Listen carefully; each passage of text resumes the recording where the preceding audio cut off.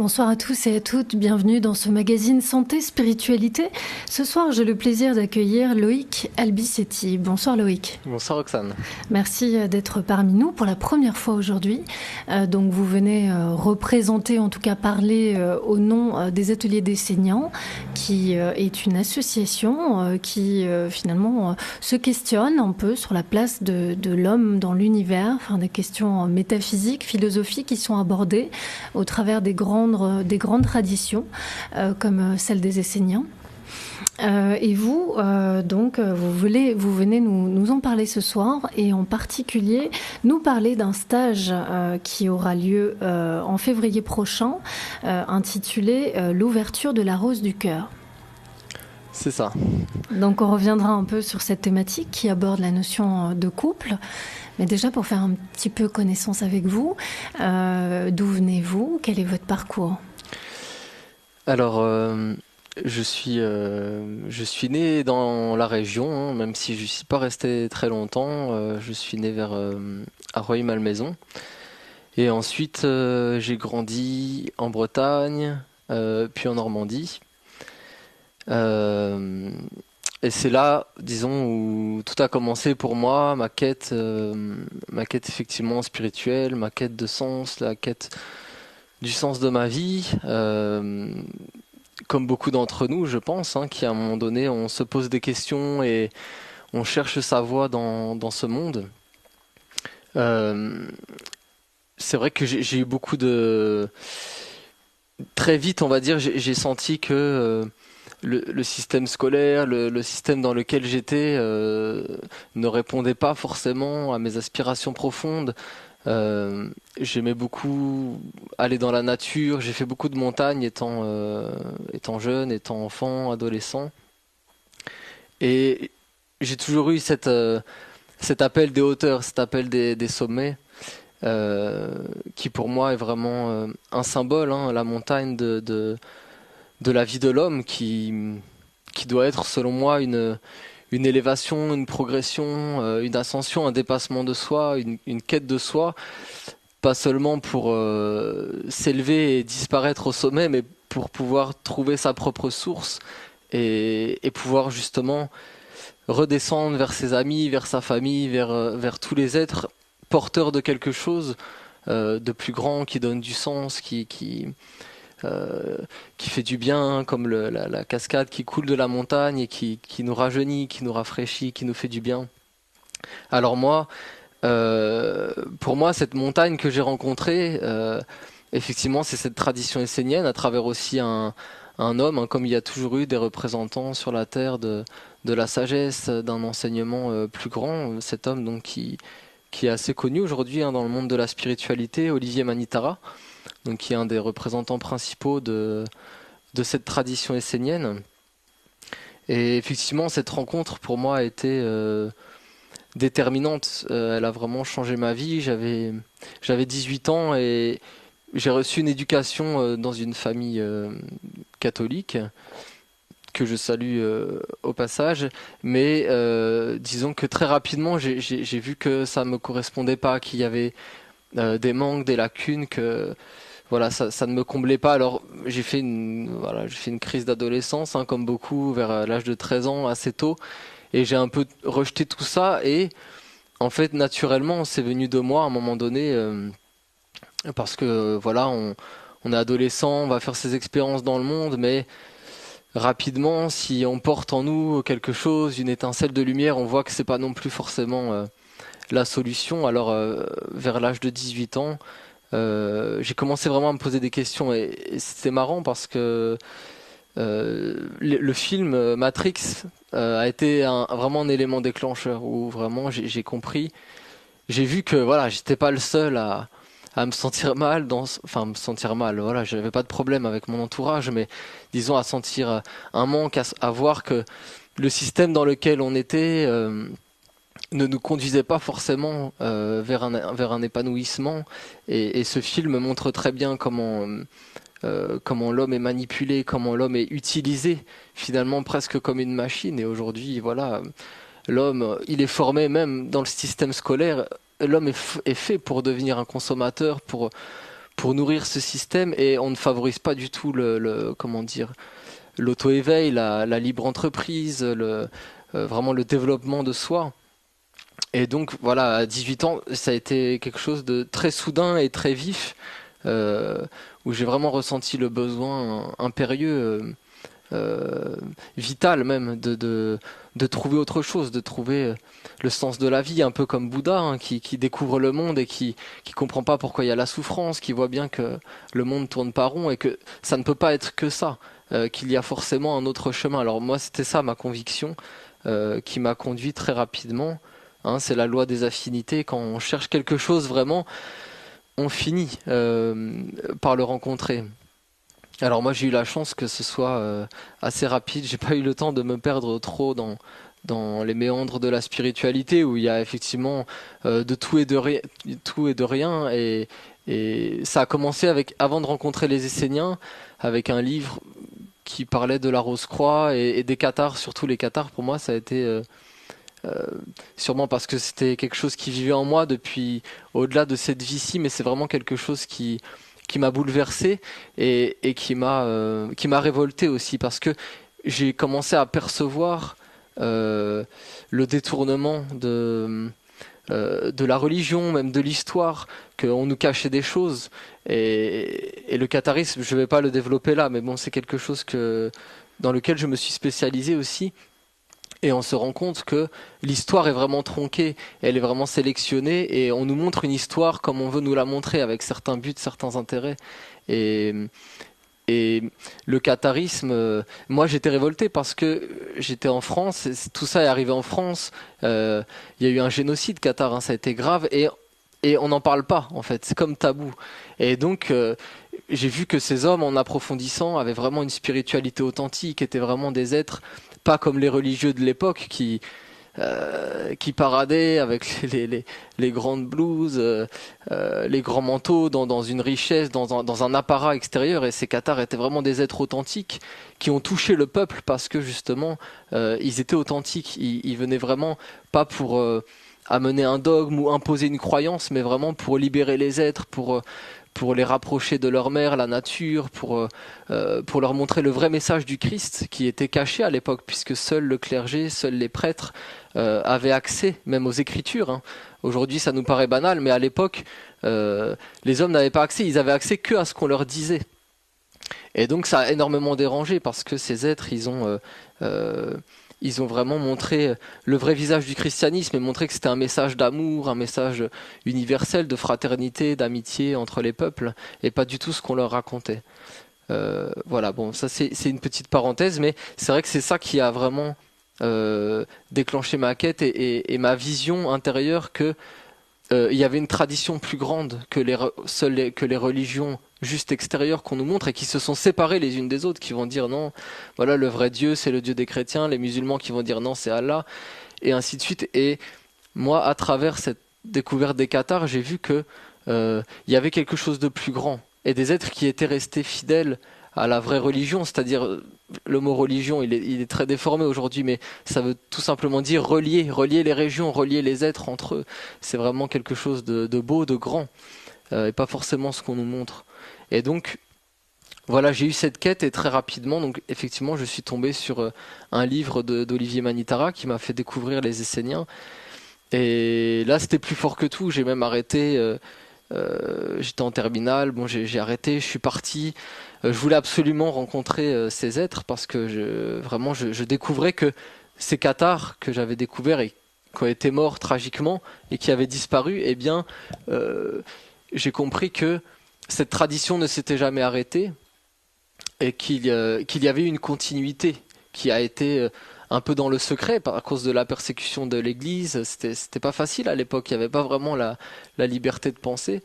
Bon, aujourd'hui ça commence c'est difficile aussi, mais bon, si je peux parler là, c'est que elle est quand même là, et donc c'est important de parler voilà, de ces choses, et donc ce courant essénien qui vraiment a été une révélation pour moi, parce que ce courant a cette particularité de ne pas choisir et de s'enfermer dans une religion ou un système de croyance particulier, mais qui regarde euh, le lien commun de toutes les religions, tout ce qui les relie au-delà des formes extérieures, puisque chaque religion, si on regarde bien, est vraiment liée toujours à une époque, à une certaine région. On peut penser à Bouddha en Inde, Jésus en Palestine, et ces religions sont apparues suivant cette époque, suivant le lieu, mais la source, elle, demeure éternelle, demeure toujours identique à elle-même, et on retrouve vraiment de grandes similitudes dans l'enseignement de tous ces grands maîtres.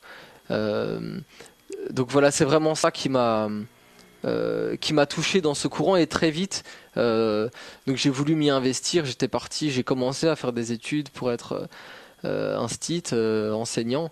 Bon, finalement, je devais enseigner autre chose, mais j'avais cet amour toujours que j'ai toujours pour les enfants, d'apporter quelque chose qui les aide vraiment, qui les conduit, qui les réjouit, qui leur fait du bien. Et euh, moi-même, j'ai compris que avant de pouvoir enseigner, je voulais pas enseigner quelque chose que juste on m'avait enseigné de l'extérieur, que j'avais tout un parcours, tout un cheminement intérieur à faire.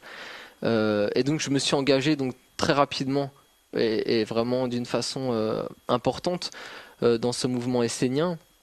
Donc j'ai Qui est commencé, représenté, enfin, qui est scindé sous la forme d'une église, puisqu'il y a l'église voilà, essénienne chrétienne. c'est ça. Finalement, au bout de plusieurs années, on a pris ce statut parce qu'effectivement, nous sommes une religion universelle, mais une religion quand même.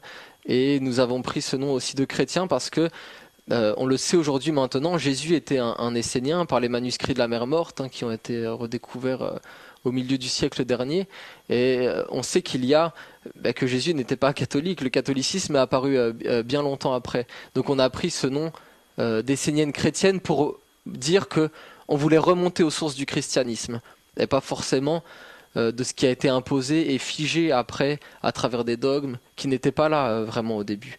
Euh, donc voilà, mon cheminement après a été déjà de venir habiter puisqu'il y a aujourd'hui deux villages esséniens. Il y en a un en France, dans l'Aveyron, où j'habite, et un autre, un grand village au Québec, au Canada. Et donc voilà, j'ai senti vraiment cet appel de retrouver la nature, aussi une vie beaucoup plus méditative, une vie en harmonie avec la nature. Euh, bon, en réalité, c'est pas forcément ce que j'attendais parce que les Esséniens sont des êtres qui travaillent beaucoup et c'est pas forcément des êtres qui sont juste isolés comme ça et qui méditent. Non, on travaille beaucoup, on a des entreprises, mais on veut vraiment amener dans tout ce qu'on fait le sacré, la présence de quelque chose qui ennoblit la vie, qui apporte du sens. Et donc voilà, très rapidement, moi je me suis d'abord engagé donc dans ce magazine hein, dont je vous parlais tout à l'heure, le magazine Essentiel qui est aujourd'hui répandu sur toute la France et dans d'autres pays, qui prône vraiment la liberté de penser, qui met en avant toutes les spiritualités, les traditions du monde. Et ça m'a beaucoup plu et donc très vite comme j'ai on va dire la fibre de l'écrivain, j'ai mis ma plume au service de ce magazine. Euh, C'est qui- votre métier actuellement. alors, écrivain, ça fait partie, j'ai, on va dire, plusieurs casquettes.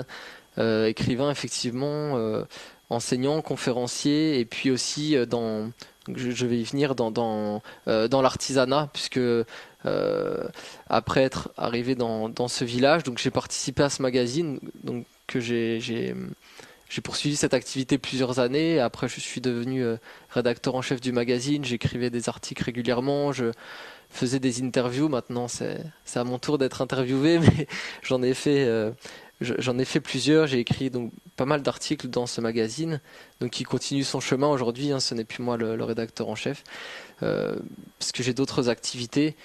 Euh, mais voilà, en fait, je voulais juste donc parler en fait, dans mon cheminement, très rapidement, avant d'arriver justement à cette étape de devenir enseignant et de pouvoir enseigner, je suis passé par toute une discipline, une formation intérieure que nous appelons, nous, dans notre tradition, les 6 lunes, qui sont liées donc effectivement à la lune et à tout un travail intérieur, lune parce que voilà le côté intérieur, le côté du travail sur soi.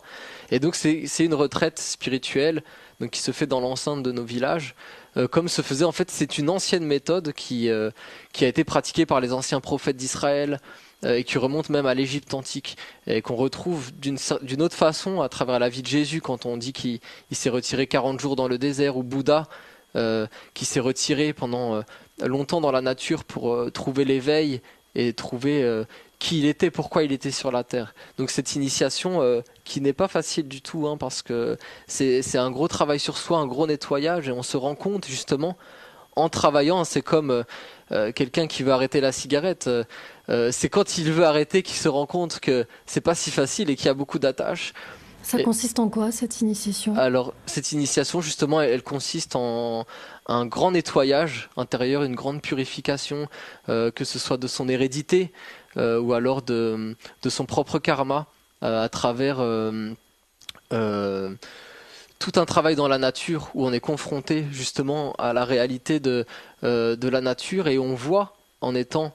parce que la nature nous renvoie à notre propre nature et c'est souvent quand on se retire, quand on va ou alors à la montagne ou vraiment quand on prend du temps pour soi, alors on se rend compte, on prend du recul sur soi et on se rend compte qu'on nous a bien souvent et on a laissé faire ça, mais on nous a collé plein de choses, que ce soit les désirs de nos parents ou des orientations, des choses qu'on a mises en nous qui au bout d'un moment on finit par croire que c'est nous, mais en réalité c'est d'autres qui ont mis ces semences en nous. Alors cette initiation, c'est vraiment tout un travail, un décrassage, hein, vraiment, à travers la prière où 3 fois par jour, on prie, on médite, on essaye en fait la quête, le but de cette initiation, c'est de établir un contact avec un ange qui va après nous éclairer et nous permettre de retrouver le lien avec notre âme.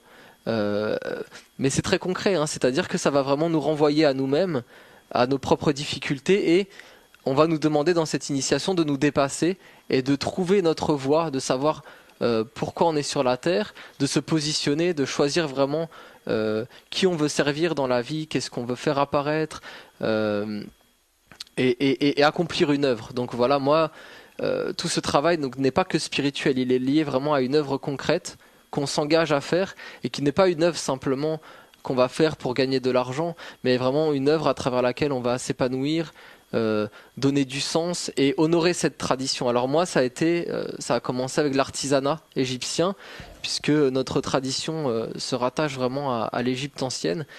Et donc j'ai fait je me suis formé à l'art de faire des statues, de reproduire donc certaines statues d'Isis, de divinités égyptiennes. Et après aujourd'hui aussi, nous on veut vraiment honorer toutes les traditions, donc le Bouddha, la Vierge Marie, on a nos propres statues aussi esséniennes avec nos propres symboles. Et donc voilà, je me suis spécialisé là-dedans. Et donc là, j'ai créé ma propre association pour promotionner l'art sacré, donc l'association les Amis de l'Art. Et voilà, donc j'ai toujours poursuivi cette œuvre. Et après, en parallèle,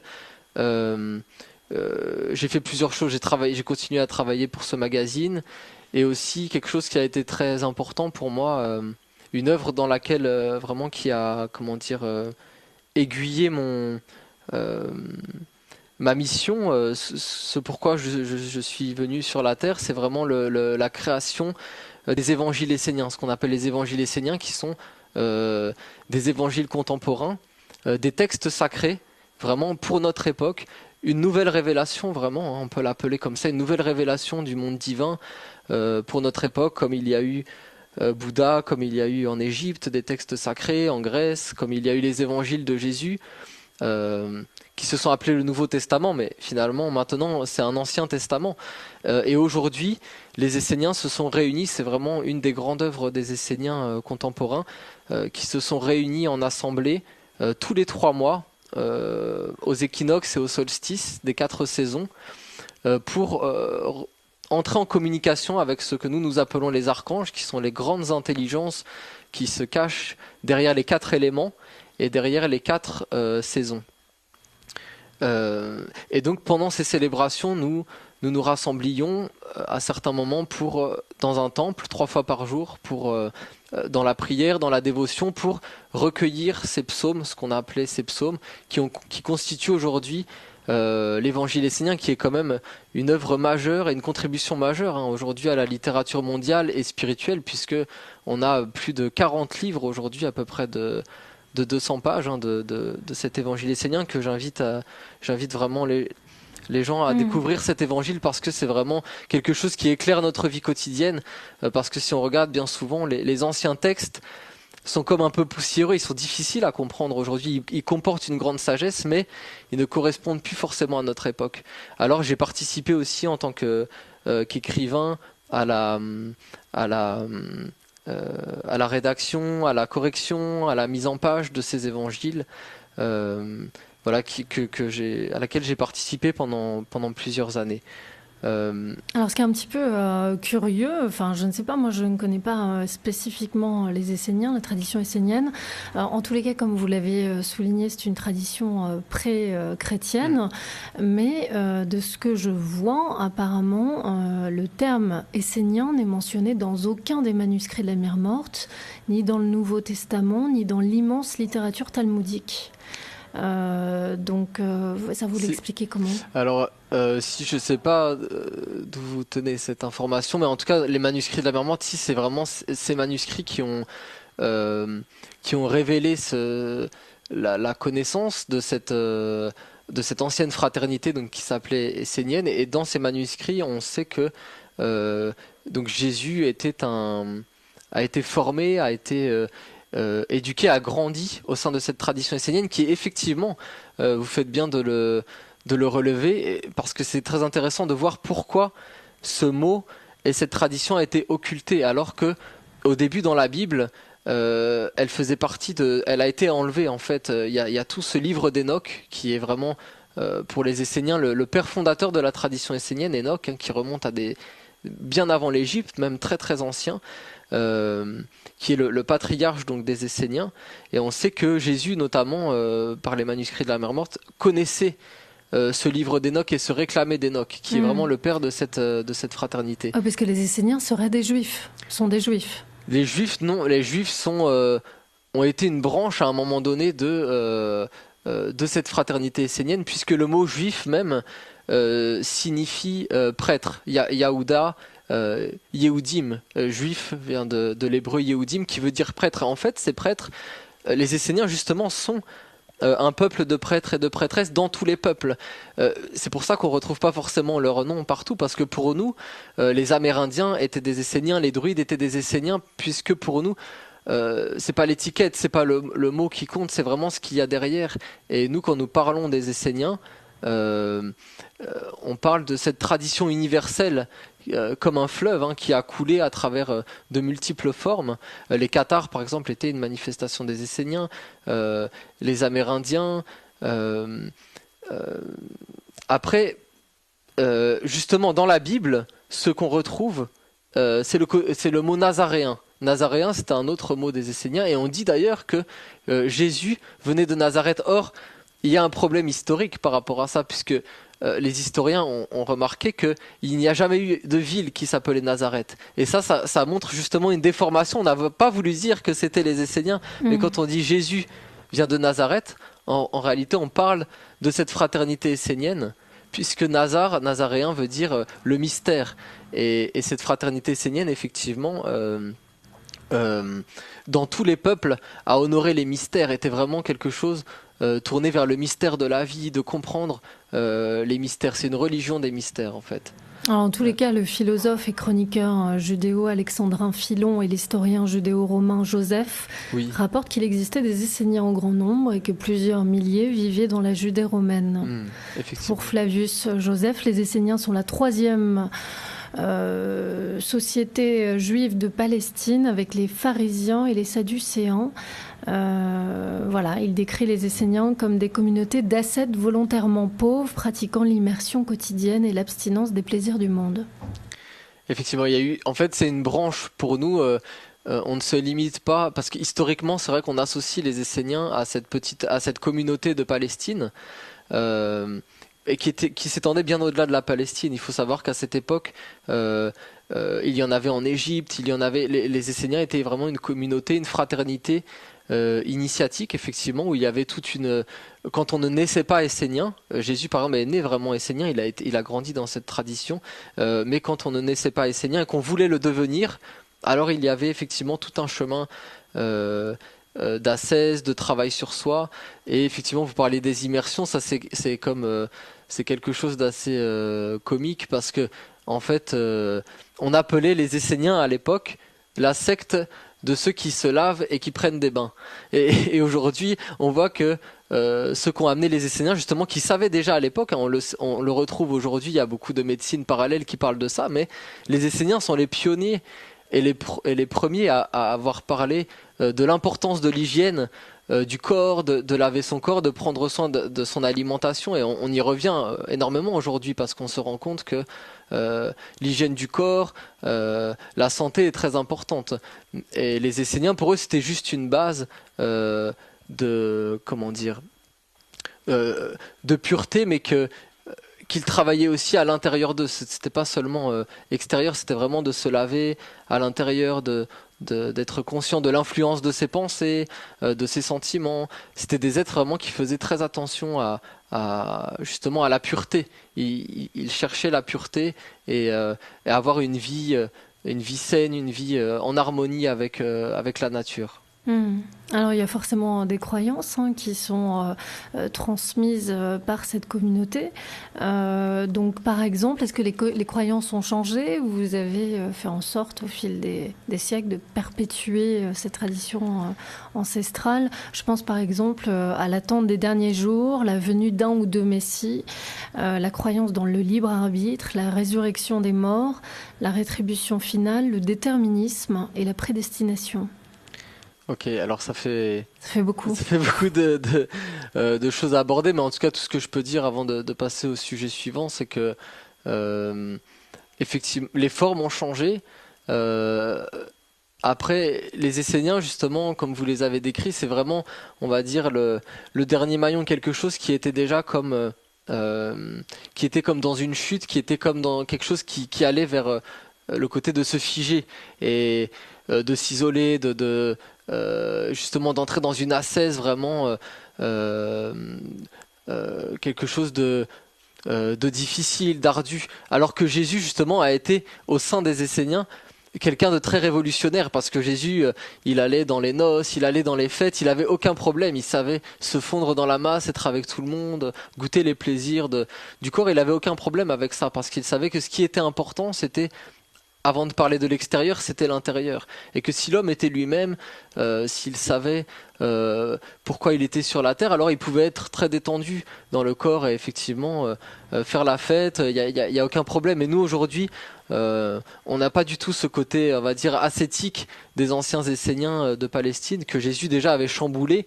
On prône vraiment, on est des épicuriens nous, hein, c'est-à-dire on aime la nature, on aime les belles choses, mais effectivement on a toute une dimension d'un travail sur soi, d'une quête d'authenticité, de vérité, de sagesse, de vivre avec une sagesse plus grande, en harmonie avec la nature, mais d'une façon on va dire beaucoup plus détendue qu'à cette époque que vous décrivez.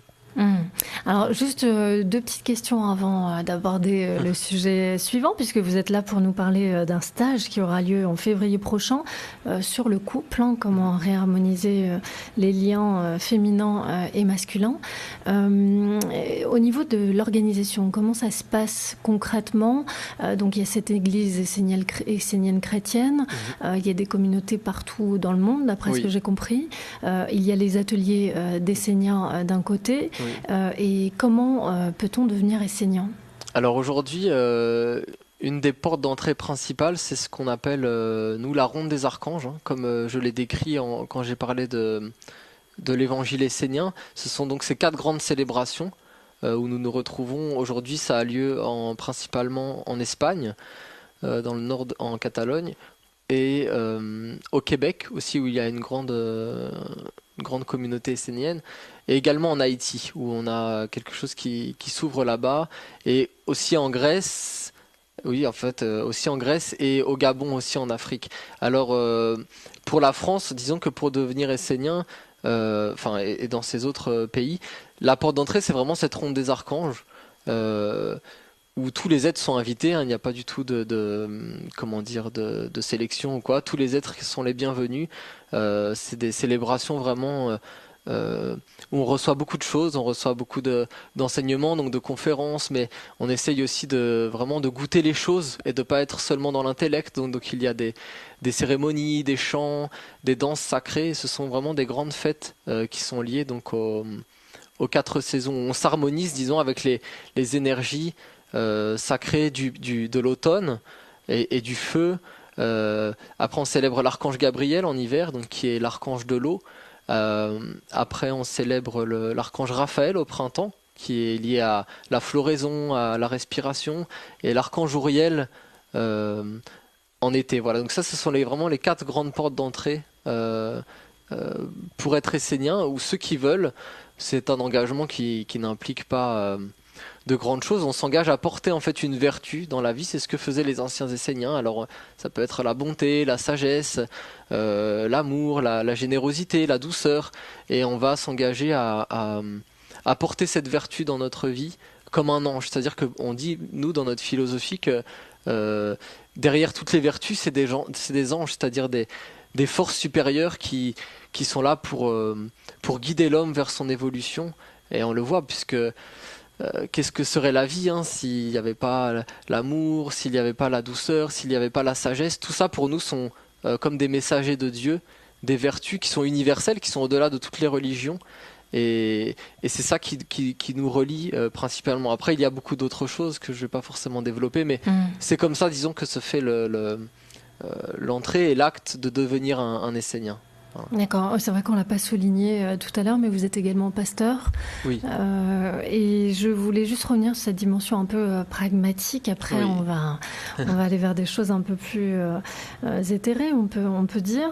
Au niveau de l'aspect financier, est-ce que dans cette initiation, vous demandez une participation financière sans rentrer dans le détail, parce qu'on ne donne pas de tarif à l'antenne? Il y a comme pour tout stage ou toute activité, événement dans le monde, il y a un coût donc pour participer à la célébration, parce que voilà, c'est toute une organisation, il y a toute une équipe derrière, c'est vraiment des grands événements où on est 200, 300.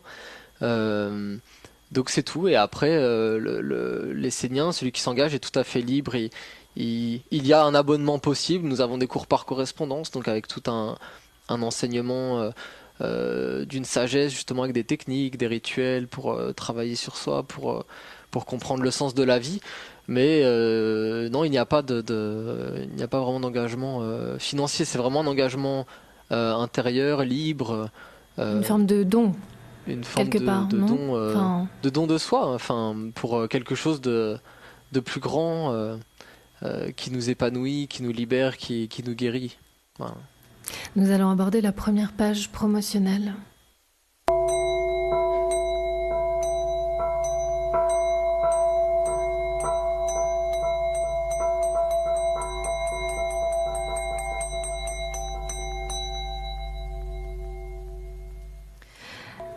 Mon invité du jour, Loïc Albicietti, peintre, enfin écrivain, sculpteur, conférencier, pasteur également, qui est venu nous parler aujourd'hui des ateliers d'Esséniens, qui est une association de développement personnel qui s'inspire de toutes les grandes philosophies dans cet enseignement. Si vous avez envie d'en savoir plus, vous pouvez contacter Catherine Petitbois au 06 81 32 61 12. Je répète le 06 81 32 61 12. Vous pouvez aussi écrire à l'adresse suivante, les ateliers d'Esséniens tout attaché, donc les ateliers au pluriel bien sûr, d'Esséniens, DE2SENIA, @orange.fr. Les ateliers d'Esséniens tout attaché, @orange.fr. Vous pouvez également consulter 2 sites internet, le premier et le suivant, Weekend, donc week-end-essénien.com. weekendessénien.com et le site également, le site Les Ateliers d'Essénien toutattaché.fr. Les Ateliers d'Essénien.fr. Loïc est venu nous parler précisément aujourd'hui de ce stage, un stage intitulé Ouverture de la rose du cœur, donc une thérapie de l'âme dans la tradition essénienne. Vous pourrez pénétrer au cœur des mystères et de la célébration de l'archange Rosiel. Ce stage aura lieu du 12 au 14 février 2016 en terre cathare. Donc effectivement, Loïc, c'est pas loin, c'est à 5 minutes d'un site cathare, c'est ça? Oui, à côté du château de Montségur. Voilà, à côté du château de Montségur. Au programme de ce week-end, vous aborderez la thérapie de l'âme essénienne par l'ouverture des 12 pétales de la rose du cœur. On va aborder tout ça dans quelques instants. La célébration de l'archange Rosiel. Et puis des conférences sur les mystères du couple intérieur, des clés pour apporter l'harmonie dans son couple, dans sa famille, dans ses relations d'une manière générale, au travers notamment de danses, de chants sacrés de la tradition essénienne, et puis de l'harmonisation par le mouvement et la parole qui vient du cœur. Ce stage sera animé par Loïc Albisetti, qui est présent parmi nous aujourd'hui, et puis par Élise Rovillier, qui est une enseignante en chant, en danse et art du geste sacré essénien.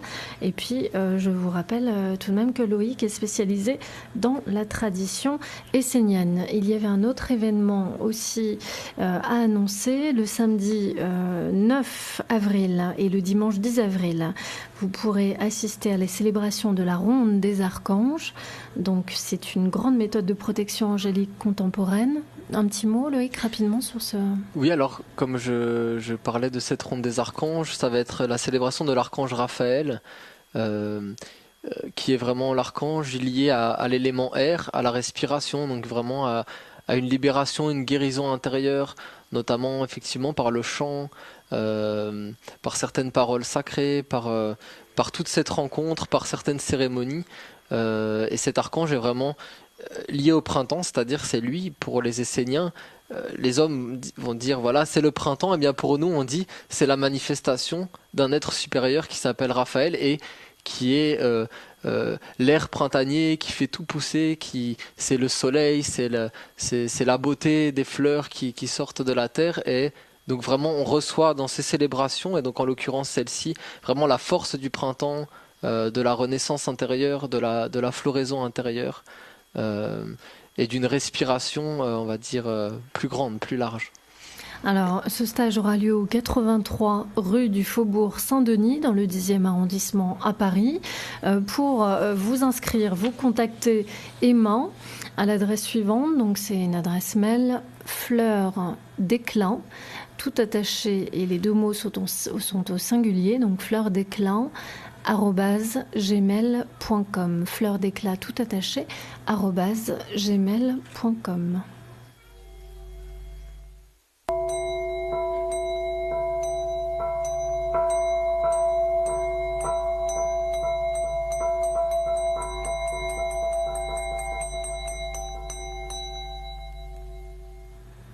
Alors Loïc, avant de passer au sujet du couple, je vous propose une petite pause musicale et on se retrouve dans quelques minutes.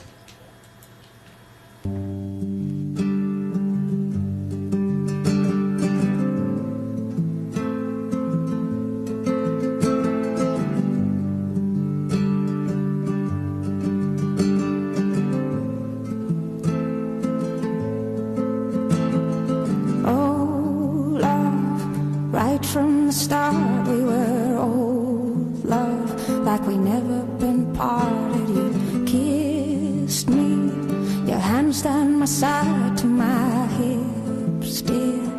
Shivers and sighs, oh the breathing from your mouth through mine. I got high on this hunger for one more time, lover of mine.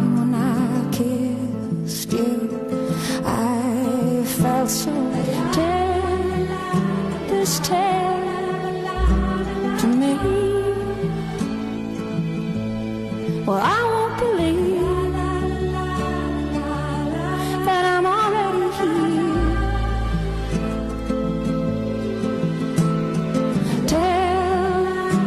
this tale to me. No, I won't believe that we're already.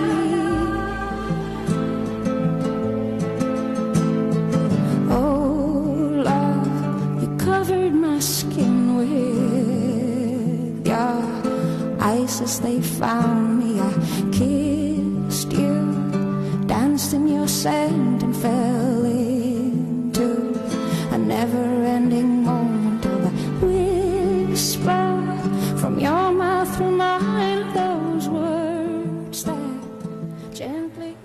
Ici et maintenant, 95.2, je suis avec Loïc Albisetti qui est venu nous parler de ce stage qui aura lieu, donc je le rappelle, en février prochain, du 12 au 14 février, au moment de la Saint-Valentin, sur l'ouverture de la Rose du Cœur. Donc finalement réharmoniser le masculin et le féminin. Quand vous m'aviez dit, Loïc, que vous aviez envie d'aborder cette thématique, j'ai tout de suite pensé à Paul Salomon, cet écrivain, vous devez la connaître probablement, qui a écrit un ouvrage qui s'appelle La Sainte Folie du couple, où elle dit ceci, vous me direz après si ça fait écho à ce que vous allez proposer.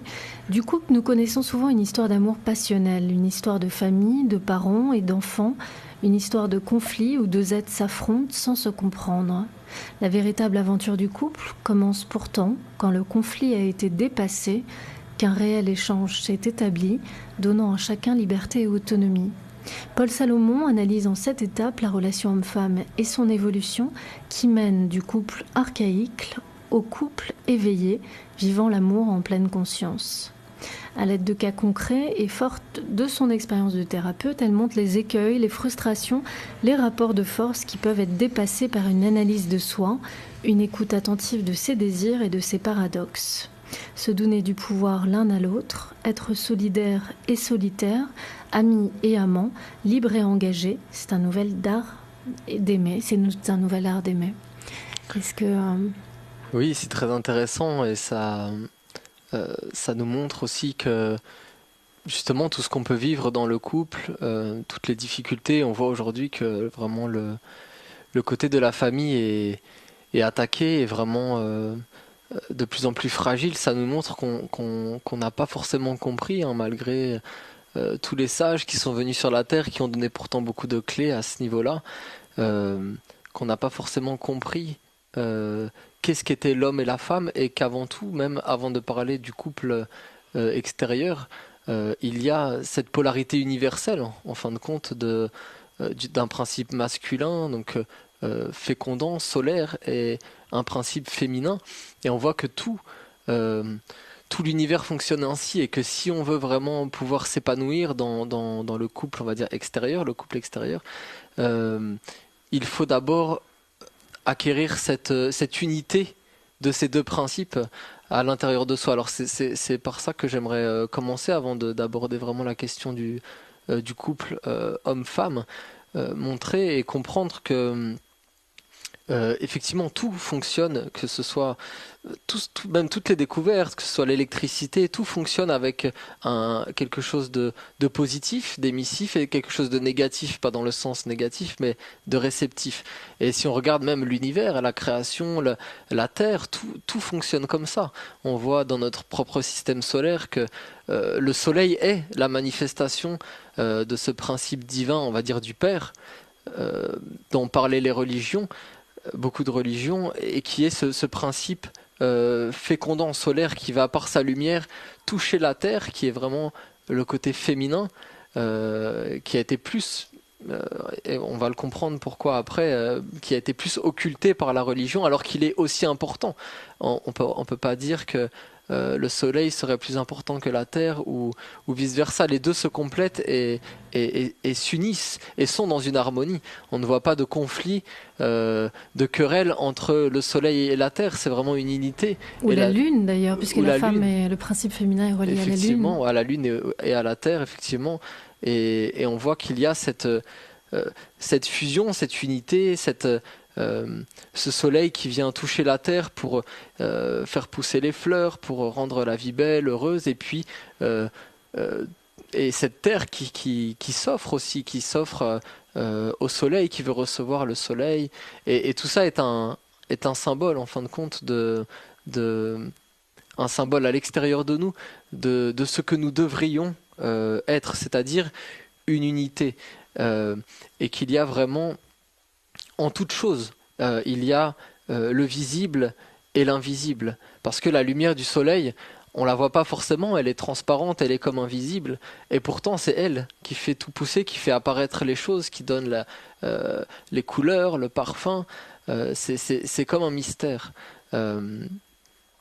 Et donc nous c'est pareil, nous sommes quelque part hommes et femmes, qu'on soit un homme ou une femme, on est tous hommes et femmes, c'est-à-dire qu'il y a une partie de nous qui est visible, c'est-à-dire notre corps physique avec même nos désirs, nos sentiments, nos pensées, qui sont déjà plus invisibles, hein, plus subtiles, mais qui sont encore comme la partie féminine à l'intérieur de nous. Ce qu'on retrouve dans la Bible, à travers la Genèse, quand on parle d'Ève, en réalité, on ne parle pas forcément de la femme physique, on parle de l'âme humaine qui justement a comme chuté. Ça a été très mal interprété tout ça, parce qu'on a dit que c'était la femme et on s'est servi de ces choses pour comme dégrader la femme, mais en réalité ça parlait de l'âme humaine, et Adam, c'était le principe solaire, le principe divin de l'esprit. Adam, ce n'est pas un homme, c'est justement le soleil, et pour l'homme, son soleil, c'est l'esprit, c'est Dieu, c'est une intelligence supérieure qui va le guider. Et Ève, on dit que Ève a été détournée par un serpent, hein, et on nous parle d'un serpent, et c'est un symbole qu'on retrouve partout, que ce soit en Égypte ou chez les Amérindiens, et qui n'est pas du tout négatif, c'est simplement cette force d'attraction de la matière vers laquelle Ève, c'est-à-dire l'âme humaine, a été attirée, jusqu'à finalement, ce n'est pas que Dieu l'a rejetée, c'est que c'est elle-même qui a été attirée par cette polarité féminine, par l'attraction de la matière, l'attraction terrestre, jusqu'à finir par s'identifier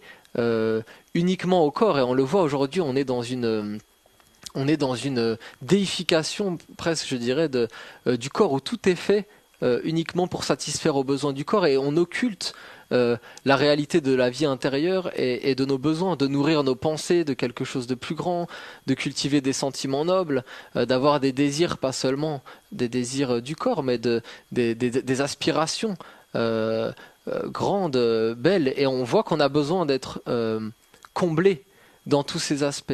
Et c'est pour ça aujourd'hui, s'il y a autant de souffrance, c'était déjà le constat de Bouddha il y a 2500 ans, mais c'est pire encore aujourd'hui, parce qu'on a vraiment sombré dans une matérialité, dans un matérialisme où on occulte la réalité et les besoins de notre vie intérieure. Et donc c'est déjà ça, avant de pouvoir réussir à être épanoui dans son couple extérieur, il faut déjà être comme comblé, être empli à l'intérieur de soi, et afin de ne pas chercher dans l'autre ce qui nous manquerait. Alors ça, c'est ce que Paul Salomon définit par cette appellation, le couple infernal, c'est-à-dire où le masculin et le féminin sont vécus dans la lutte, puisque la question sous-jacente à cette bataille est la suivante: est-ce que je vais privilégier un pôle au détriment d'un autre, ou est-ce que je vais pouvoir faire coexister deux pôles et même rechercher la voie du milieu? Alors, effectivement, là où je voudrais en venir, c'est justement cette compréhension scientifique. Pour nous, c'est vraiment, il y a une science, et si aujourd'hui l'homme et la femme ont des difficultés à s'entendre, et que l'homme lui-même soit comme dans un manque, un vide intérieur, c'est qu'il n'a pas compris ces lois élémentaires, qu'en fin de compte l'homme, qu'il soit homme ou femme dans son corps, est une femme, c'est-à-dire il est quelque chose de réceptif qui demande à être nourri. Et cette âme humaine qui est appelée Ève dans la Bible, on la retrouve en réalité dans l'homme à travers sa pensée, ses sentiments, ses désirs, parce que on voit bien que nos pensées sont invisibles. On est des êtres avant tout, si on regarde d'un autre point de vue, on est beaucoup plus des êtres invisibles que des êtres visibles, parce qu'on va pas voir quand on croise quelqu'un, on ne voit pas forcément ses pensées. Bon, les sentiments, les états d'âme, c'est plus difficile à masquer. Souvent, ça apparaît à travers le visage, des expressions, des gestes, mais c'est une partie invisible. Et l'homme doit vraiment chercher d'abord son époux, hein, on va dire son époux divin, c'est-à-dire l'esprit et son âme, son âme immortelle. Et il y a tout un enseignement, il y a toute des techniques hein, qui ont été enseignées par les Esséniens et par les sages dans tous les peuples, de nourrir sa pensée de l'étude de textes sacrés, d'une sagesse, de cultiver l'émerveillement dans les sentiments, d'avoir des sentiments grands, pas que dépendants des circonstances extérieures et de ce qu'on peut vivre dans la vie quotidienne, mais de volontairement par soi-même arriver à nourrir cette sphère des sentiments, ce cœur. Hein, on parle de la rose du cœur, nous dans l'enseignement essénien, effectivement, qui est comme une fleur, mais qui, chez la plupart des humains, est comme embryonnaire, est comme juste une graine. Donc la rose du cœur, c'est un exercice particulier, ça consiste en quoi? Oui, alors c'est une méthode qui est liée avec des mouvements, hein, parce que l'art du mouvement est très important chez nous les Esséniens pour justement équilibrer les énergies à l'intérieur de nous, s'ouvrir à d'autres forces, hein, comme on peut voir dans le tai chi ou dans plusieurs traditions, hein, cet enseignement du mouvement, donc qui est très important pour nous. Et donc cet enseignement de la rose du cœur consiste en 12 mouvements progressifs qui permettent dans un premier temps de guérir toutes les blessures émotionnelles, tout ce qui peut nous alourdir et faire qu'on a des difficultés justement dans notre vie, dans nos relations. Donc ce sont six mouvements d'harmonisation et de guérison de soi-même. Donc c'est les 6 premiers pétales de cette rose du cœur, hein, qui fait partie de ce que les hindous appelaient les 7 chakras. Hein. C'est la rose centrale, justement, elle a un rôle central parce que elle est au centre et il y en a 3 au-dessus et 3 en dessous. Donc cette rose du cœur a vraiment une fonction d'équilibre dans l'homme. Et si l'homme est épanoui dans son cœur, si justement il est uni à quelque chose de plus grand, alors tout se passera bien dans sa vie et il aura vraiment des facilités dans les relations, dans son travail, dans tous les aspects de sa vie. Alors la deuxième partie de cette méthode de la rose du cœur après consiste à s'ouvrir juste à quelque chose de plus grand, de supérieur, de renouer le contact avec son âme, avec ce qui est resté pur et qui est quelque chose comme de lointain, de beaucoup plus haut que nous et qui aspire à s'incarner à travers nous. Et c'est pour ça, pour nous, quand on parle d'âme sœur, c'est une illusion de chercher. Ça ne veut pas dire qu'il ne peut pas y avoir des affinités avec certains êtres, mais pour nous, l'âme sœur, c'est simplement notre propre âme. C'est-à-dire que on a notre âme qui s'est comme identifiée au corps, avec ce que je disais, nos pensées, nos sentiments, qui sont instables, qui sont en mouvement permanent. Et il y a pour nous cette autre partie de notre âme qui est restée auprès de Dieu, auprès de la source, qui est notre âme immortelle.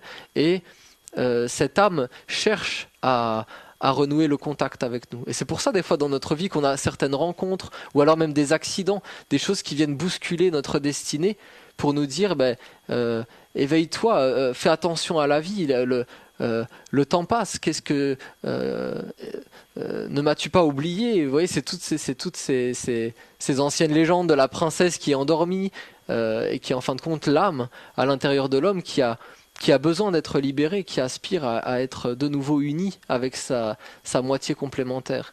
Donc voilà, c'est tout ce travail qui est fait à travers cette méthode vraiment très puissante de la rose du cœur, qui est enseignée donc par ma collègue Élise Rovillier, qui est une spécialiste et une enseignante de l'art du mouvement essénien.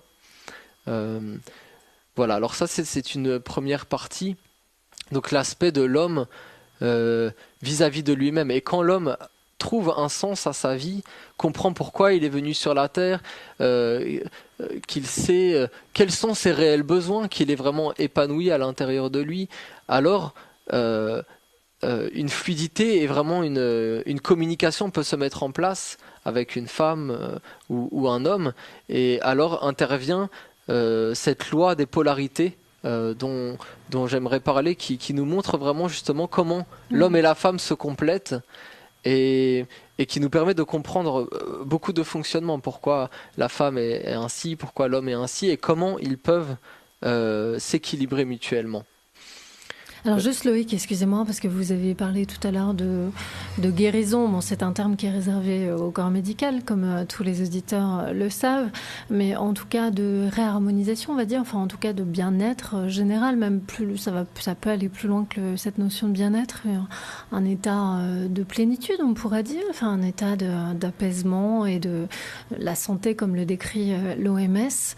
Est-ce que vous, parce que là vous me parlez de mouvement, en fait, le mouvement du corps, c'est vrai qu'on pourrait se dire, comme ça, a priori, ça peut paraître un peu léger. Faire des chants, des danses pour guérir des blessures qui sont profondément enfuies, qui datent probablement de la période de l'enfance.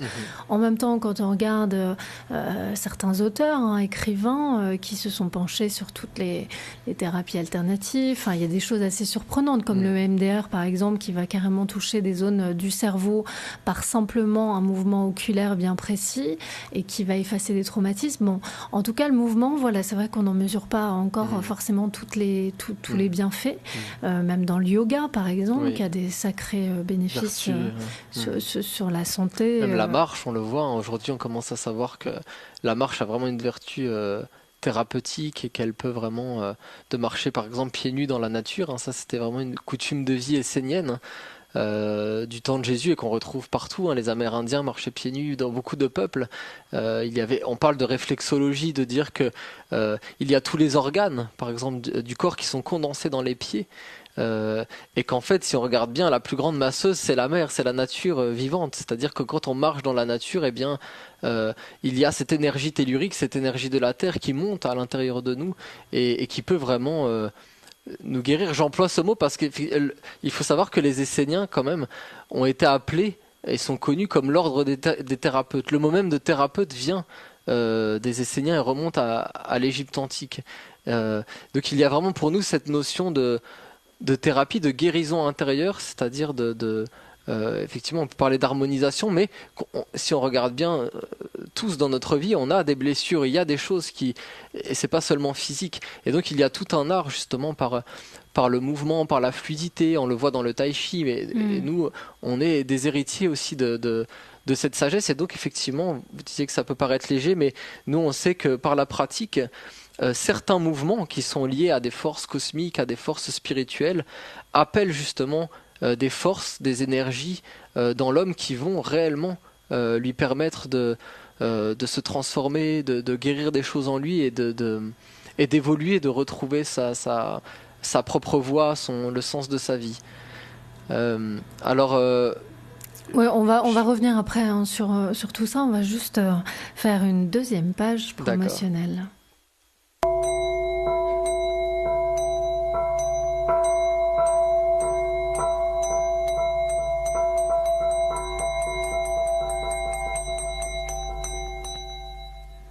Avec nous aujourd'hui, Loïc Albisetti, conférencier, écrivain, pasteur et sculpteur également, donc artiste, vous propose ce stage, donc un stage mis en place par les ateliers d'Esséniens, un stage qui aura lieu du 12 au 14 février 2016 en terre cathare, que Loïc Albisetti animera avec Élise Rovillier, qui est une enseignante en chant, danse et art du geste sacré essénien, donc un stage qui tombe pile au moment de la Saint-Valentin pour finalement réharmoniser toutes vos relations, enfin les relations, en tout cas les relations intimes, mais pas que, puisque ça touche également les sphères de la vie à tous les niveaux, familial, professionnel, etc.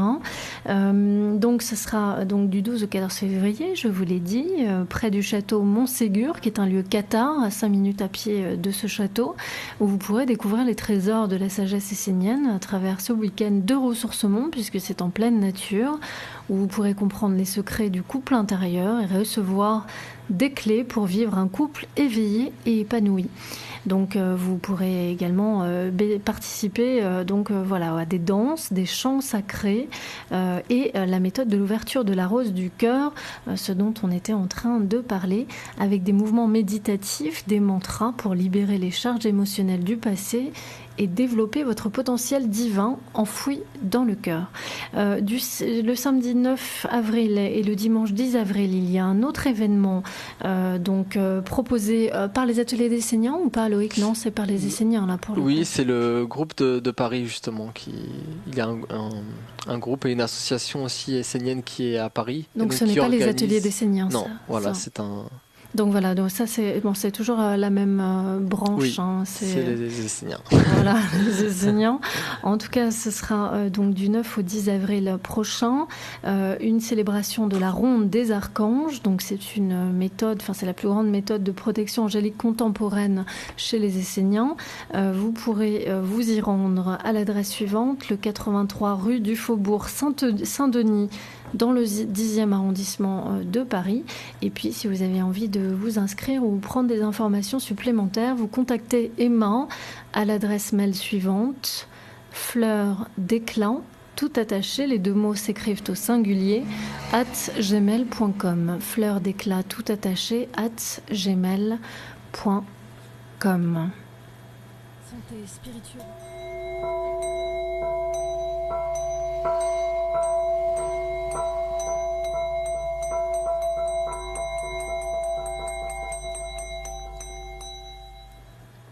Alors oui, Loïc, vous nous parliez de cette méthode de la rose du cœur. Donc on peut développer encore un petit peu, puis après on accueillera les auditeurs. D'accord, je vais plutôt parler justement, je pense que ça peut aider justement peut-être les auditeurs d'un point de vue plus concret dans le couple, comprendre en fait ces lois de polarité. Qui permettent vraiment de comprendre le fonctionnement, parce que si on regarde bien, quand il y a des conflits, quand il y a des choses, c'est bien souvent parce qu'on ne comprend pas forcément le mode de fonctionnement de l'autre, comment il pense, comment il ressent les choses, et on voit qu'effectivement l'homme et la femme ont des façons totalement différentes de penser, de ressentir, de désirer et d'agir. Donc je vais parler un peu de ça, qui sera donc vraiment développé aussi au cours de ce stage et de ce séminaire.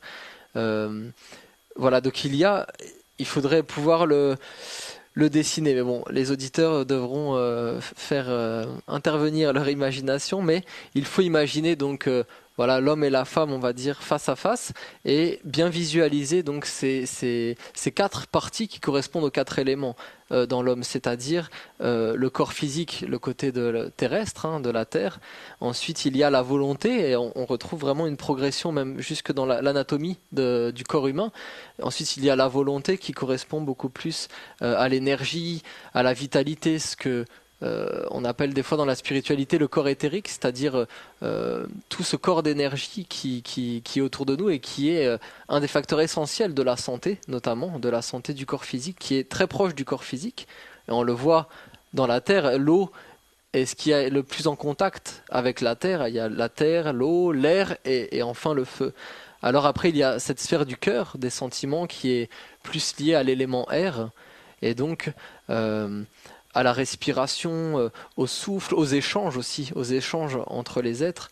Quand on parle du souffle, du baiser quelque part, et de tout ce qu'engendre, par exemple, un premier baiser, c'est ça, c'est lié au souffle, et ça nous touche parce que ça touche notre cœur, et c'est vraiment, avant qu'elle soit physique, la rencontre d'un homme et d'une femme, elle est d'abord dans le cœur, elle est d'abord dans une affinité. On parle de coup de foudre, et en fait, on n'arrive pas à maîtriser, à maintenir ça, parce que justement on ne comprend pas cette loi des polarités que je vais expliquer. Et après, en dernier lieu, il y a la sphère de la pensée, d'ailleurs qui est liée même physiquement au soleil, c'est-à-dire comme cette boule, cette ronde, cette tête qui est comme le soleil sur la terre, qui est tout le reste du corps. Et la tête, on parle d'ailleurs, on dit un couvre-chef, ça veut dire que la tête est ce qui commande, est ce qui par le raisonnement qui apporte l'ordre, l'organisation de la vie. Et donc la tête est très importante, d'où l'importance chez les Esséniens de l'étude, de comprendre les choses, de comprendre les lois subtiles de la vie, pour pouvoir vraiment bien organiser sa vie et combler tous les aspects de notre être. Alors, pour l'homme, dans sa pensée, il est réceptif. Et c'est très intéressant cette science du couple essénienne, puisqu'on voit que à chaque fois qu'on descend, on change de polarité. C'est-à-dire que l'homme, par exemple, est réceptif, donc féminin dans sa pensée. Il est ensuite, je vais développer après, il est ensuite émissif, donc plus solaire, fécondant dans le cœur. Ensuite, il est réceptif dans sa volonté, dans sa sphère des désirs. On voit que l'homme est beaucoup dans cette sphère des désirs, plus dans le manque que la femme. Et après, il y a dans le corps physique, évidemment, la polarité de l'homme est émissive, masculine, et chez la femme, féminine. Et chez la femme, ça qui est très intéressant, c'est que c'est tout l'inverse à chaque fois. C'est-à-dire que là où l'homme est négatif, réceptif, la femme est positive, émissive, et vice-versa. Alors, si on commence par la sphère de la pensée, si on part du haut, alors on va voir que l'homme est beaucoup plus féminin. D'ailleurs, si on regarde, c'est-à-dire réceptif. Et quand on regarde dans l'histoire du monde, on voit que, d'ailleurs, beaucoup des découvertes scientifiques viennent d'hommes qui étaient, comme on disait, inspirés. Non pas que l'homme est supérieur, mais c'est simplement par sa polarité dans sa pensée, où il est réceptif. Et ce qui va lui donner, d'ailleurs, faire que il est plus abstrait. On retrouve le cliché vraiment de base avec l'homme qui est dans le bar, qui discute, qui refait le monde, donc qui philosophe, qui est là, qui est plus abstrait dans sa pensée, et la femme qui est beaucoup plus concrète dans sa pensée. J'aurais pensé le contraire. Qui va... bien non, si on regarde, en tout cas... moi, parce que l'action, c'est quand même le domaine de l'homme.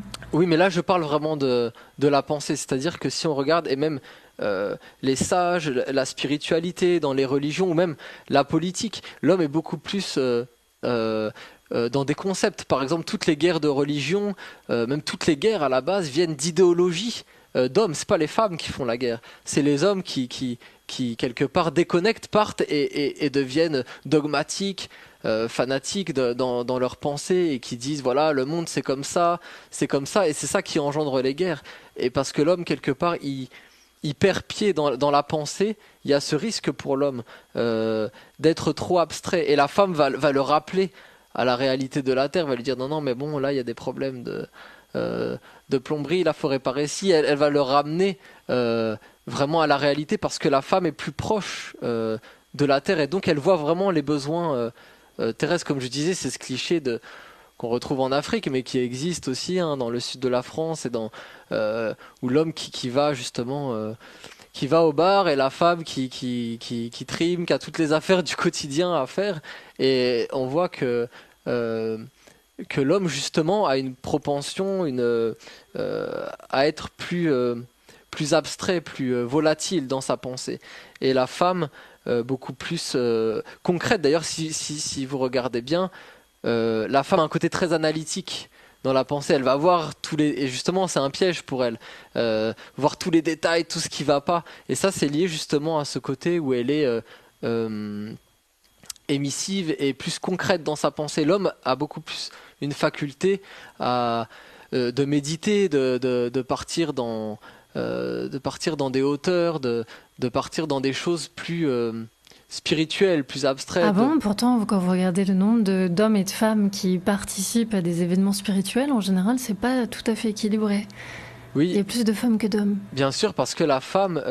alors ça, c'est lié à la deuxième polarité de la femme, qui est plus dans son cœur, où la femme est plus réceptive dans son cœur, réceptive, comment dire, et donc aussi fragile, vulnérable. On voit, la femme retient beaucoup plus des choses qui se sont mal passées, ou des blessures. Elle va plus marquer, retenir les émotions, alors que l'homme est plus solaire à ce niveau-là, plus il va pas accumuler vraiment de choses dans sa sensibilité. Il va savoir même un peu des fois être trop froid. Ouais, c'est ce qui va d'ailleurs souvent peut-être lui reprocher la femme, de pas être assez sensible, et c'est pour ça qu'il y a effectivement beaucoup de femmes qui se tournent vers la spiritualité, parce qu'elles ont un besoin d'être comblées, d'être comprises dans leur cœur, et la spiritualité va effectivement, peut-être ou pas, apporter un équilibre à ce niveau. Mais en réalité,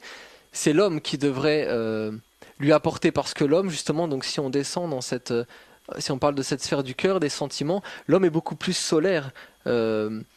Fécondant, c'est les anciens chevaliers par exemple, ou quand on parlait de l'amour courtois, l'homme qui devait porter les vertus du courage, de la bravoure, de la dignité, de la noblesse, qui allait justement conquérir le cœur de la femme, qui est beaucoup plus dans une réceptivité, dans une ouverture. Donc l'homme, on le voit, il est beaucoup plus aussi protecteur. Normalement, justement, l'homme a été envoyé, et c'est beau de voir, je trouve, la création comme ça, que la femme a été comme faite plus fragile, non pas pour que l'homme serait supérieur, mais justement pour que l'homme soit un protecteur. C'est exactement l'image de la fleur, parce que si on regarde la femme, justement, la femme est très belle, elle porte vraiment des vertus de subtilité, de douceur, et on voit que il y a toujours eu la guerre ou des difficultés dans l'humanité quand l'homme a plus pris en compte la femme et n'a plus pris soin du cœur de la femme, de la douceur, du foyer, de la subtilité, et la femme d'ailleurs a horreur de la guerre, et c'est alors vrai est-ce que pour le traduire dans une autre forme d'expression, est-ce qu'on pourrait dire que quand l'homme entre dans son parcours de féminisation et quand la femme entre dans son parcours de masculinisation, quand l'homme retrouve son guerrier solaire au-delà du désir de domination, et quand la femme retrouve son pouvoir lunaire sans se laisser glisser dans la soumission, le couple devient de manière inconsciente souvent un couple traversé par des pulsions de transformation et touché par une dimension initiatrice. Oui, c'est vrai que c'est une façon de... Ça rejoint ce que vous dites, parce que tout à l'heure en antenne, vous me parlez de la fragilité de la femme, mais vous êtes le premier à dire qu'il y a une puissance extrêmement forte chez la femme. Justement, ça vient dans la polarité à laquelle je vais venir après. Mais ce que je veux dire, c'est vraiment important de le comprendre, c'est qu'il n'y a pas du tout de notion... En fait, justement, c'est très beau de voir comment Dieu, ou qu'on l'appelle comme on veut, c'est-à-dire l'intelligence qui a créé l'univers, a fait en sorte que l'homme et la femme soient obligés de s'équilibrer, et qu'il n'ait pas la même polarité dans les différents centres, que ce soit la pensée, le sentiment, la volonté ou le corps, et que justement ils soient dans l'obligation, entre guillemets, de se compléter, de se comprendre. Et donc on voit que l'intelligence qui a créé le monde, l'humanité, a vraiment bien fait les choses et nous a comme obligés justement à prendre en considération l'autre pour pouvoir se compléter et s'enrichir, parce que l'homme qui est justement dans ce que vous dites, dans ce guerrier solaire, effectivement il va rassurer la femme, parce qu'aujourd'hui moi j'avais ma sœur au téléphone il n'y a pas longtemps, et voilà, elle est célibataire, et voilà, elle me disait, mais voilà, les hommes aujourd'hui quelque part on a plus trop confiance, parce que l'homme a perdu. Et c'est pas vraiment de sa faute, c'est l'évolution de la civilisation qui a fait ça, mais l'homme a perdu toutes ses anciennes vertus, valeurs chevaleresques, justement d'engagement, d'honneur, où on disait l'homme il avait qu'une seule parole, toutes ces vertus solaires, on va dire, qui protégeaient la femme et qui faisaient que la femme était comme rassurée, entourée, et pouvait après développer ses facultés là où elle est plus forte. Alors là on en arrive justement à ce troisième centre de l'énergie, du magnétisme, où la femme effectivement, et c'est la raison secrète, cachée, pour laquelle l'Église et les religions souvent ont occulté la femme, parce que ils étaient conscients qu'elle avait des grands pouvoirs justement dans ce côté du ventre, hein. D'ailleurs on voit que la femme, c'est dans le ventre qu'elle enfante, et on voit la matrice, quoi. La matrice, la maternité, et on voit d'ailleurs qu'une femme qui est enceinte, moi je me rappelle quand ma femme était enceinte, il y a vraiment un rayonnement. On dit souvent des femmes enceintes, elles rayonnent, elles sont épanouies parce qu'elles sont éveillées dans ce centre où elles sont vraiment fortes, c'est-à-dire ce centre du ventre, de la maternité, d'envelopper, d'entourer l'homme. Et justement l'homme est plus faible, hein, c'est pour montrer que vraiment l'homme est faible à d'autres niveaux. L'homme est plus faible à ce niveau du ventre, c'est-à-dire des désirs, des instincts, où il est plus dans le manque, dans le besoin, alors que la femme elle est vraiment plus donnante, elle sait entourer l'homme, l'envelopper. C'est ce qu'on appelait avant l'atmosphère du foyer, où la femme était comme une magicienne dans le foyer, c'est-à-dire par la nourriture, par tout ça, elle savait mettre des forces dans tout ce qu'elle faisait. C'est ce qu'on appelle le magnétisme, hein, et c'est pourquoi la femme justement a des dons aussi de de guérisseuse. Hein. On le sait dans toutes les traditions, la femme, à travers ses mains, elle sait dégager vraiment des forces qui permettent de guérir les êtres, d'apaiser. C'est souvent la femme hein, qui apaise, qui calme l'homme, qui un peu perd la maîtrise. Donc voilà, on voit que la femme a vraiment une grande force à ce niveau-là. Alors je vais jouer mon rôle féminin et vous ramener à la réalité, puisque ça serait chouette quand même d'accueillir les auditeurs, même s'il nous reste un petit peu de temps, peut-être. Oui. Voilà, de dire que de toute façon, voilà, c'est juste une amorce et que tout ça sera développé pour ceux qui voudront en savoir plus, voilà, lors de ce stage. J'imagine que ça doit prendre pas mal de temps d'évoquer toutes ces thématiques. En tout cas, si vous avez envie de poser une question à Loïc Albissetti, c'est le moment d'intervenir par rapport aux propos qui ont été énoncés. Vous composez le 08 92 23 95 20, le 08 92 23 95 20.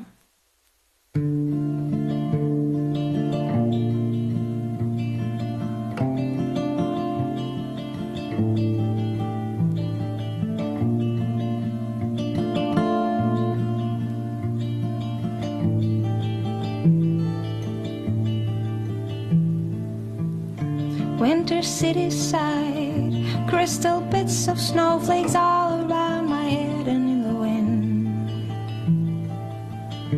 I had no illusions that I'd ever find a glimpse of summer heat waves in your eyes. You did what you did to me, now it's history I see. Here's my comeback on the road again. Things will happen while they can. I will wait here for my man tonight. It's easy when you're big in Japan. When you're big in Japan. Tonight, big in Japan. Be tight, big in Japan. Where the eastern sea is so blue. Big in Japan. Alright, babe, then I'll sleep by your side. Things are easy when you're big in Japan. Neon on my naked skin, passing silhouettes of strange illuminated mannequins. Shall I stay here at the zoo? Shall I go and change my point of view for every ugly scene? You did what you did to me, now it's history I see. Here's my comeback on the road again. Things will happen while... Le 08 92 23 95 20 et nous avons Maryse qui nous a rejoint. Bonsoir Maryse. Bonsoir. Bon ben voilà, j'ai écouté votre conférence, là c'était intéressant et je voulais quand même souligner, bon je pense que le conférencier, parce que j'arrive pas à prononcer son nom. Loïc. Il s'appelle comment? Loïc Albissetti. Le conférencier c'est Loïc Albissetti. Alors, Loïc, voilà. Donc c'est pour dire à Loïc, il parlait de la maternité. Je pense qu'une femme, une femme qui n'a pas eu d'enfant, peut être aussi épanouie parce que je pense que son âme a choisi de se consacrer à plus de personnes, vous voyez. Hein. Oui. Et je pense qu'elle peut être aussi épanouie dans la vie qu'une femme qui a enfanté, quoi. Ah oui, bien. Je suis en ligne là. Oui, Loïc, on vous entend à l'antenne. Oui, bonjour Maryse, c'est ça? C'est oui, Maryse. voilà. Oui, effectivement, hein, quand je parlais de la maternité, je parlais pas du tout de ça comme une condition absolue, hein, parce que quand je parlais de tout ce que la femme dégage au niveau de son magnétisme, de son énergie vitale, c'est bien sûr indépendant de la maternité. Effectivement, moi je connais aussi des femmes admirables, très épanouies, qui n'ont jamais eu d'enfants et qui effectivement, comme vous le dites, du coup, ont pu se consacrer à aider plus de personnes autour d'elle. Voilà, et voilà. on voit que... Regardez Mère Teresa, enfin je ne vais pas me comparer à elle évidemment, mais je veux oui, dire c'est que effectivement. on a plus ou moins choisi d'une autre vie Oui. d'être libre pour se consacrer à beaucoup de gens et donner d'une façon Oui, spirituelle d'ailleurs ou autrement. Quoi. Tout à fait, mais c'est ce que je voulais... Voilà, donc Oui. c'est pour dire que l'épanouissement n'est pas lié forcément à la maternité. Quoi. Non, bien sûr. Et ce que je voulais dire justement, et vous le prouvez, c'est que la femme a justement cette force du don de soi, d'impersonnalité, d'aider les autres, et que effectivement on peut le voir à travers Mère Teresa et beaucoup d'autres femmes aussi qui sont pas connues, où il y a ce besoin justement de donner, que la femme est vraiment donnante et qu'elle porte cette capacité de vraiment d'apporter un réconfort, d'apporter un bien-être, d'apporter un soulagement, une présence en fait aux êtres qu'elle entoure. Et d'ailleurs, plus on voit, plus elle avance dans la vieillesse. C'est très beau, moi je trouve, à l'heure aujourd'hui où la vieillesse est un peu mise de côté. Moi je trouve au contraire que les grands-mères ont un rôle très important, et qu'une grand-mère apporte des choses uniques au petit enfant, parce qu'elle est vraiment dans un don d'elle-même, elle est vraiment dans un amour, dans une impersonnalité, sans rien attendre en retour. Et ça, c'est vraiment des vertus féminines qui, je pense, doivent être... Déjà une femme qui doit être assez évoluée spirituellement, parce qu'il y a aussi des grands-mères qui sont très négatives. Là, vous parlez de femmes qui sont déjà très évoluées, quoi, et puis qui ont compris le sens de leur vie, quoi, qui ont fait un travail sur elles-mêmes. Oui, quoi. Oui, c'est sûr. Mais quand même, je pense que les grands... Mais bon, on peut être une femme, une grand-mère, et ne pas avoir eu d'enfants ni de petits-enfants. Tout à fait. Et continuer à donner à plein de gens, faire des visites dans les maisons de retraite, faire plein de choses, voilà. Et voir des gens dans les maisons de retraite qui n'ont pas d'enfants, justement, qui n'ont pas de visite, et tout ça, leur apporter un peu de chaleur humaine, voilà, tout à fait. D'autres choses, quoi. Oui, et c'est très beau, et c'est très grand, je trouve, même quand on voit les infirmières, leur capacité. Moi, j'ai une de mes sœurs qui est infirmière, et c'est vraiment un beau métier, justement. On voit toutes les vertus, tout ce que la femme peut apporter. Je veux pas monopoliser l'antenne. D'accord, Maryse. C'était très intéressant. Merci, au revoir. Merci de votre intervention. Au revoir. Alors Loïc, justement, je tiens à informer les auditeurs à ce propos, puisque c'est vrai que c'est votre première fois. Donc exceptionnellement, on va pouvoir déborder un petit peu. Donc comme nous quittons la bande FM à partir de 19h, j'invite les auditeurs à se connecter à notre site internet ici-et-maintenant.com pour suivre cet entretien avec Loïc Albissetti. Comme ça, vous aurez un petit peu plus de temps pour développer. Et puis, on aura un peu plus d'espace également pour accueillir les questions des auditeurs. Tout de suite, nous abordons la dernière page promotionnelle.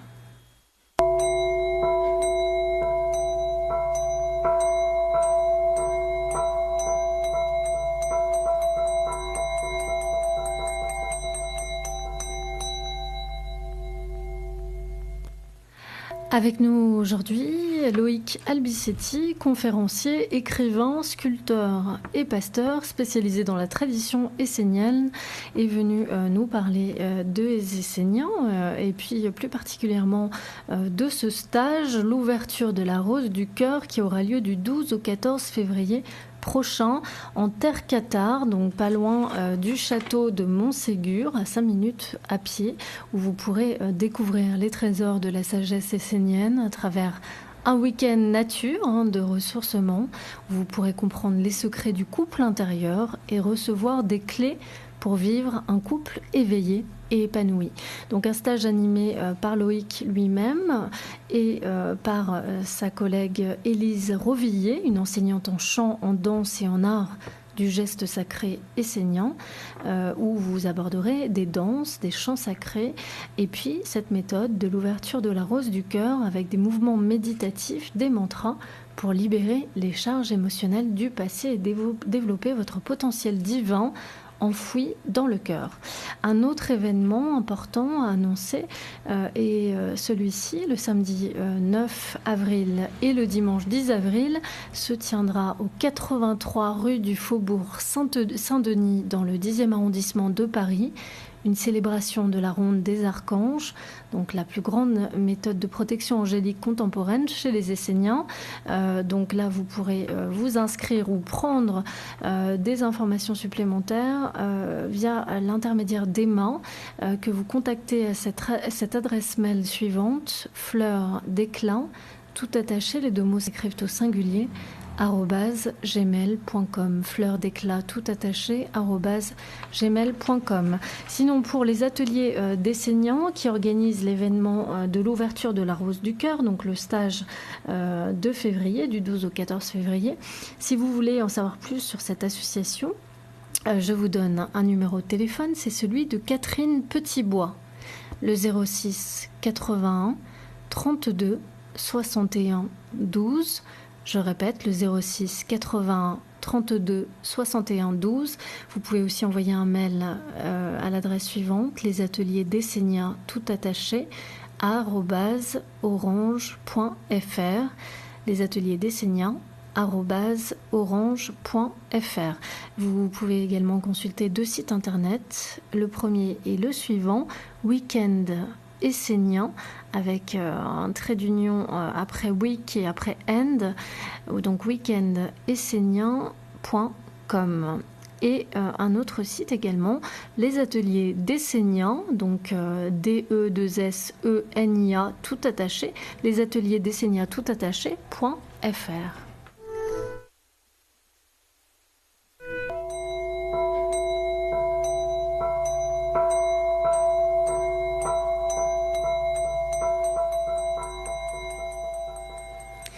Alors Loïc, j'ai dit tout à l'heure, mais là ça vient de me revenir, qu'on pouvait prolonger un petit peu. Vous avez votre train, donc on ne va pas prolonger énormément, mais en tout cas, pour les auditeurs qui sont à l'écoute, nous prolongeons un petit peu l'émission sur notre site internet ici-et-maintenant.com. Donc ceux qui sont à l'écoute de l'AFM, ne vous inquiétez pas, c'est normal. Comme tous les soirs, à partir de 19h, nous la quittons pour laisser la place à Néo, mais nous sommes de retour ce soir dès 23h sur la bande FM avec l'émission Entrée dans le rêve.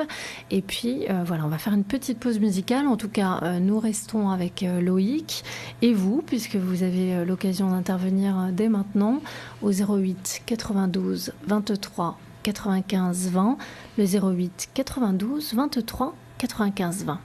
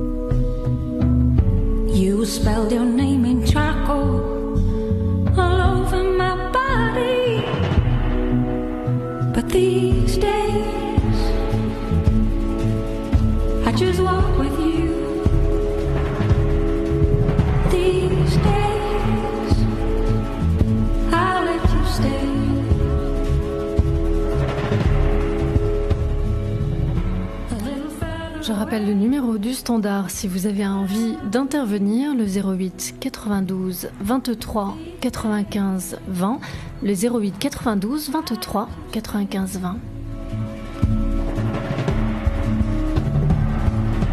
There were summer days and nights when I was blind to you. You were quiet and you were still, even when the moon was full. My temporary state of lightness would scare me.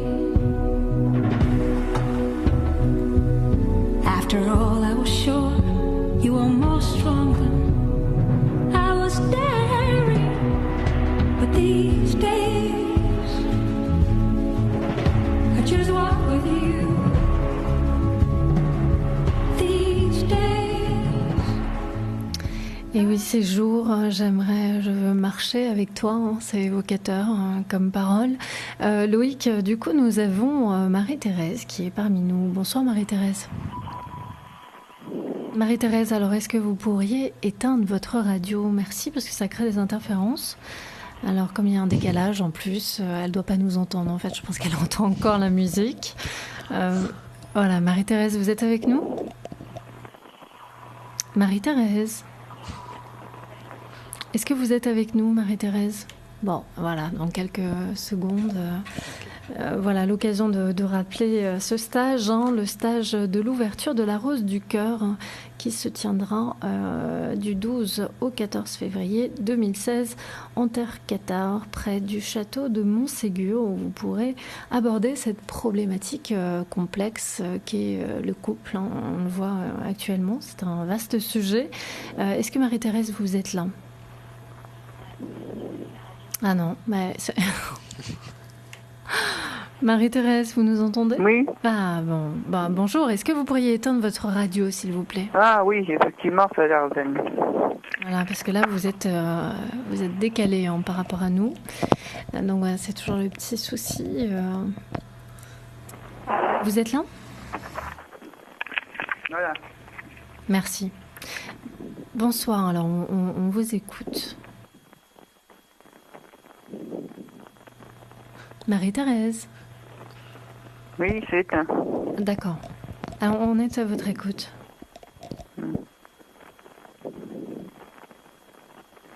Allô? Oui. Alors, quelle est votre question? Vous aviez une question à poser à Loïc? Oh, je sais pas trop parce que j'ai pris en cours l'émission. Je sais pas trop le programme qu'il y avait aujourd'hui. D'accord, mais vous appelez pour quelle raison?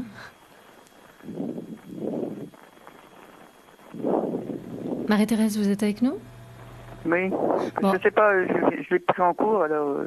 D'accord, bon alors c'est bon. C'est marrant, attendez, parce que j'entends presque pas là. Je sais pas si ça vient du téléphone. Bon, écoutez, je suis vraiment désolée, Marie-Thérèse, mais si vous n'avez pas de questions, bon, on a peu de temps. Voilà, donc je vous remercie pour votre intervention et je vous souhaite une belle soirée. C'est vrai que c'est quand même mieux d'appeler quand on a des questions, ça sera plus productif, intéressant. Loïc, est-ce que vous souhaitez, là, pour le peu de temps qui nous reste, développer certains aspects dont vous n'avez pas encore parlé? Je pense que j'ai fait un bon tour d'horizon. Après, justement, je peux qu'inviter les auditeurs voilà, soit à venir ce stage, mais voilà, il y a plein d'autres possibilités aussi, ou si ça les a intéressés de rencontrer les Esséniens. Il y a un site aussi que vous avez pas mentionné, mais qui est, disons, notre site principal, qui est www.essénien.org, où il y a justement un peu, voilà, pour ceux qui voudraient en savoir plus sur des choses que je n'ai fait que esquisser, qui développent vraiment qui nous sommes, à quoi nous nous rattachons, quelles sont nos activités aujourd'hui, notre boutique avec tous nos livres, avec la bibliothèque essénienne, enfin toutes les activités que nous proposons aujourd'hui. Et moi, je vais devoir prendre mon envol pour retourner dans le sud de la France. Vous parliez tout à l'heure juste de Olivier Manitara, qui Oui. joue un rôle important dans l'église essénienne chrétienne. Oui. Et vous recommandiez d'ailleurs 2 ouvrages, ça peut peut-être donner un éclairage supplémentaire aux auditeurs. Donc le premier est celui-ci, Les Esséniens de Jésus jusqu'à nous. Et puis un deuxième ouvrage intitulé Marie, la Vierge essénienne, donc écrit par Olivier Manitara. Voilà, et prochainement, j'espère dans l'année pouvoir... j'ai prévu également d'écrire un livre sur ce thème que nous avons abordé ce soir. Voilà, donc tout ça est en cours et paraîtra prochainement. Oh, écoutez, comme le temps presse, j'avais dit que vous restiez un peu avec nous, mais effectivement, vous avez un impératif, un train qui vous attend. En tout cas, merci. C'était une première ébauche de cette familiarisation avec cette culture essénienne. Vous êtes les bienvenus quand vous voulez sur notre antenne. Et puis, je rappelle donc une dernière fois ce stage que vous êtes venu présenter, le stage de l'ouverture de la Rose du Cœur, qui aura lieu du 12 au 14 février, donc près du château de Montségur, qui est un lieu cathare, donc pas loin de Toulouse, où vous pourrez découvrir les des trésors de la sagesse essénienne à travers un week-end festif et ressourçant où vous pourrez comprendre les secrets du couple intérieur et recevoir des clés pour vous permettre de vivre un couple éveillé, épanoui. Un stage animé par Loïc que vous avez entendu ce soir à travers des danses, des chants sacrés et qui sera également animé par Élise Rovillier qui est une enseignante en chant, donc en danse et en art du geste sacré essénien. Et puis vous pourrez également apprivoiser cette méthode de l'ouverture de la rose du cœur avec des mouvements méditatifs, des mantras, pour libérer donc les charges émotionnelles du passé qui quand même créent véritablement des difficultés dans le couple. Tout vient de là, puisqu'on rejoue aussi des schémas familiaux anciens à travers la relation que l'on a avec son partenaire. Et puis, vous pourrez plus vastement, puisqu'on a bien compris que la sagesse essénienne était une philosophie et même un art de vivre, si on peut dire, développer votre potentiel divin enfoui dans le cœur. Donc voilà, Loïc, en tout cas, merci d'avoir été parmi nous ce soir. Merci pour votre accueil. Et bon voyage à vous. Une belle soirée à tous les auditeurs. Au revoir, Loïc. Merci. Au revoir, ouais. Merci à tous.